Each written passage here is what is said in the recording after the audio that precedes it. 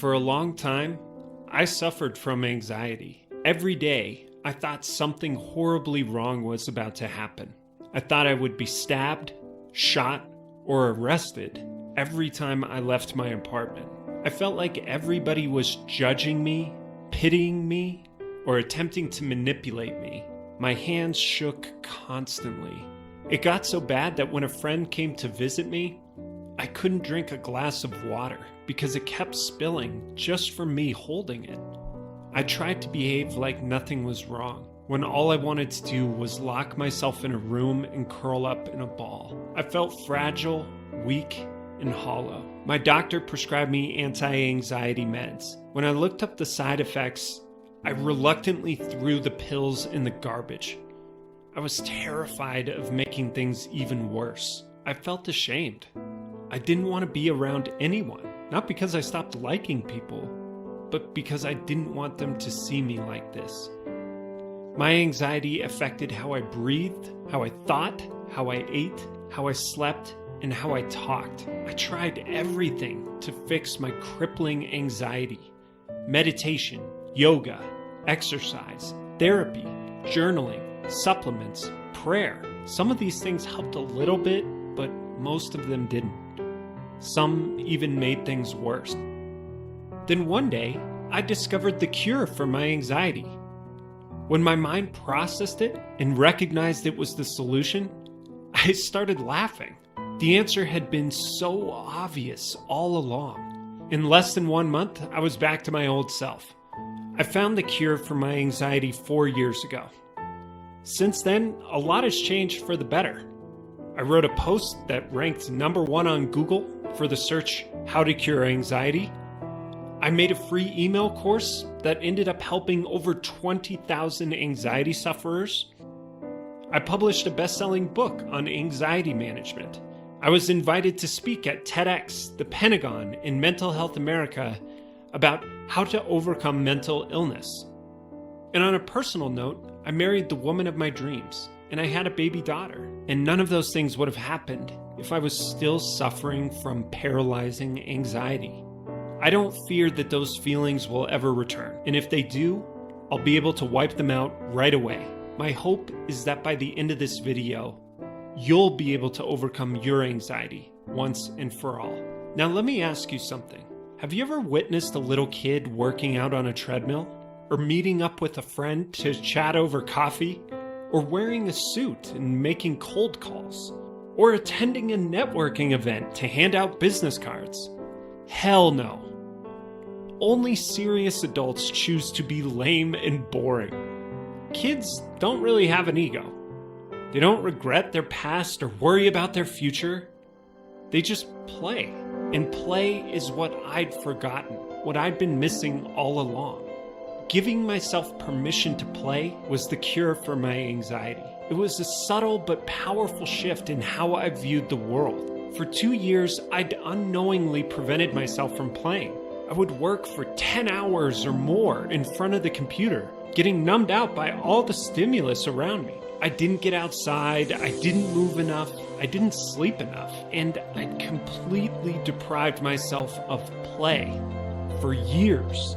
Anything that I didn't consider productive or meaningful made me feel guilty. Even when I was with friends or doing something that was supposed to be fun, I couldn't stop thinking about all the time I was wasting. What would the world do without me and my important work?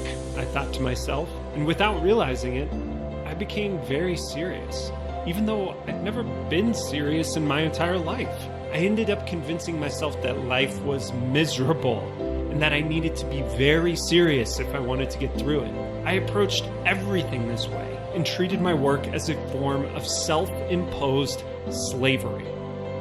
Now, I think differently. Life is funny. Whenever I have a meeting, I think to myself, what games can we play together? For example, when I moved down to Austin, a friend introduced me to his buddy David via email, and he suggested that we meet. David replied to the email with the usual request. He asked me if I wanted to grab coffee. I paused a moment, and then I wrote back, "Hey David, good to meet you. This is an irregular request, but you want to meet up at a park and play catch?"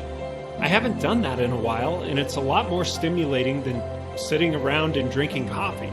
David's response? Sure thing. Playing catch sounds like a frickin' blast. And it was a blast. It removed the pressure of us having to talk and impress each other so we could just focus on the game and have fun. And then I signed up for improv classes. 3 hours every Monday. At first, I was nervous and slightly mortified. My heart beat rapidly and I would sweat when I had to perform in front of 15 other people. But by the end of the first level, improv became a tremendous source of strength. All of us were there to play, to go with the flow and say yes to every possible situation we were thrown into, to cheer each other on and have fun together. And that's how it should be all the time. Saying yes to every moment, knowing it's another opportunity for you to embrace life and have fun. Improv, by the way, was the most effective remedy for panic attacks that I ever found. So I signed up for more improv classes. I scheduled travel, and I had more fun because I made play a priority. And you know what happened? I felt 100 times better than I ever thought I would. I was back to my normal self. And to this day, I love life again. And life loves me right back. Play is what we all love to do. Play is where our subconscious naturally guides us. Play is the state where we're truly ourselves. Once we let go of our egos and fear of looking stupid, play allows us to imagine, to create, to bond with and understand each other. Play is what creates our strongest social circles. And most importantly, play utterly destroys anxiety. Play allows you to stop taking your life so darn seriously so you can start living again. Life was never supposed to feel so serious or scary in the first place. So have a laugh. Remember what life is supposed to be like. And then go find playmates. Because everyone is looking for someone else to have fun with. Go out, create your own games, then get others to join in. Just play. You don't need more money. You don't need more free time. You can always do it at any age.